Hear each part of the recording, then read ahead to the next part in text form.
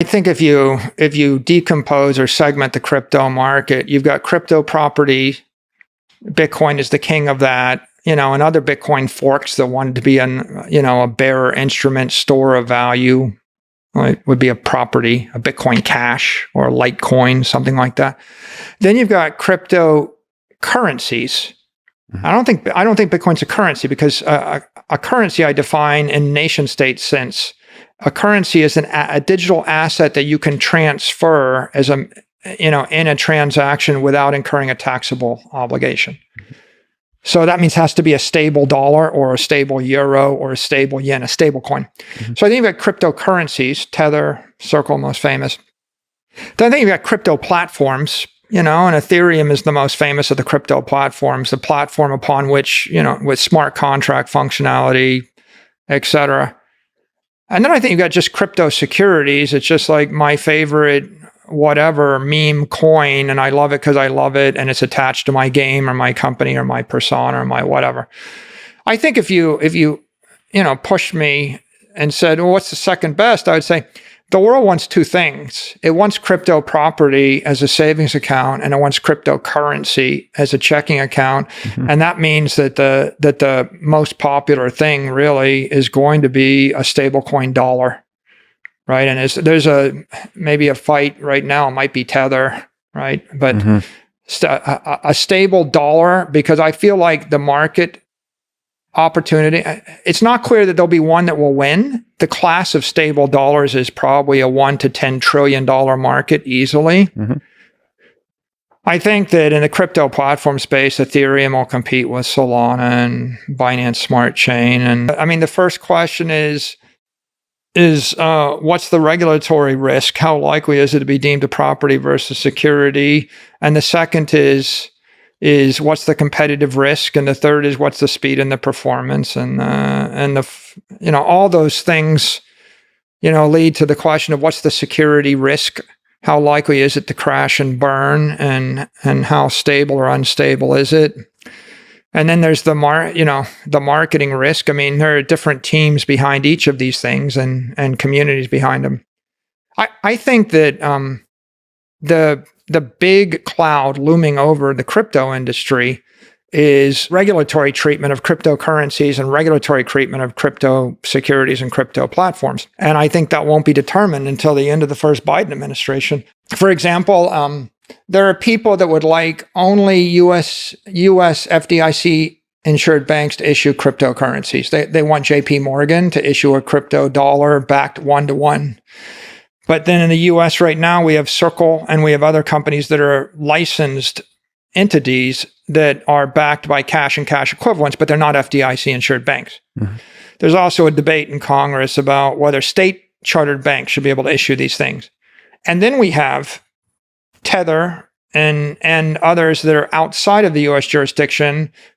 They're probably not backed by cash and cash equivalents. They're backed by stuff, and we don't know what stuff. And then finally, you have UST and DAI, which are algorithmic stablecoins, right? That are even more innovative, further outside the compliance framework. So if you ask who's going to win, the question is really, I don't know, will the market decide or will the regulators decide? If the regulators get out of the way and the market fought out, well, then it's an interesting discussion. Yeah. And then I think that all bets are off if the regulators get more heavy-handed with this.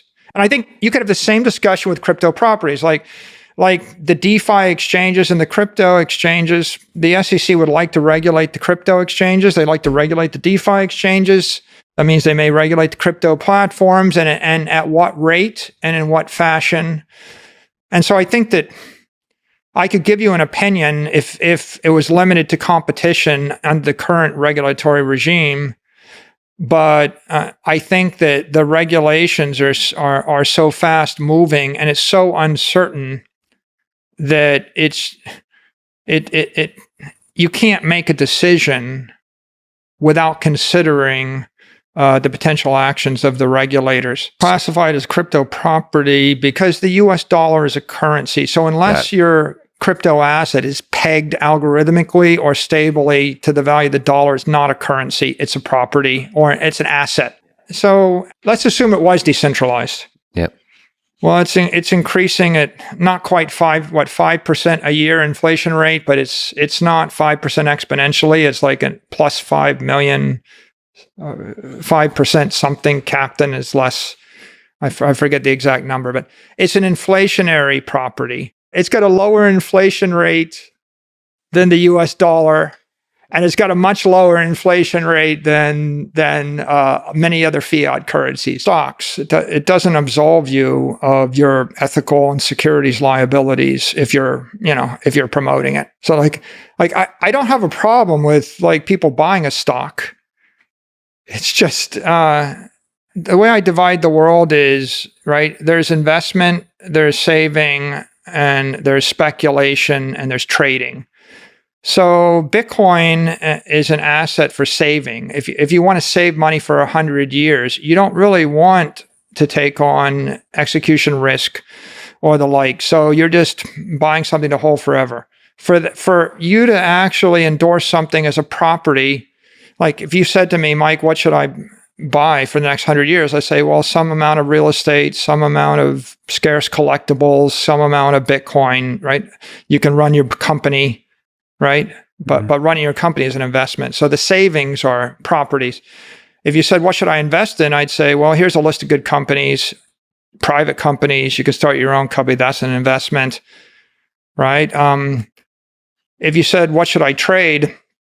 Well, I'm trading as like a proprietary thing. Like I don't have any special insight into that. If you're a good trader, you know you are. If you said to me, what should you speculate in? Mm-hmm. We talk about meme stocks and meme coins, and it's kind of sits up there. It sits right in the same space with what horse should you bet on, and what sports team should you gamble on, and should you bet on black 6 times in a row and double down each time. It's fun, but at the end of the day, it's a speculation, right? You can't build a civilization on speculation. On it. It's not an institutional asset. And in fact, where I'd leave it, right, is Bitcoin is clearly digital property, which makes it an institutional grade investable asset for a public company, a public figure, a public investor, or anybody that's risk adverse. Mm-hmm.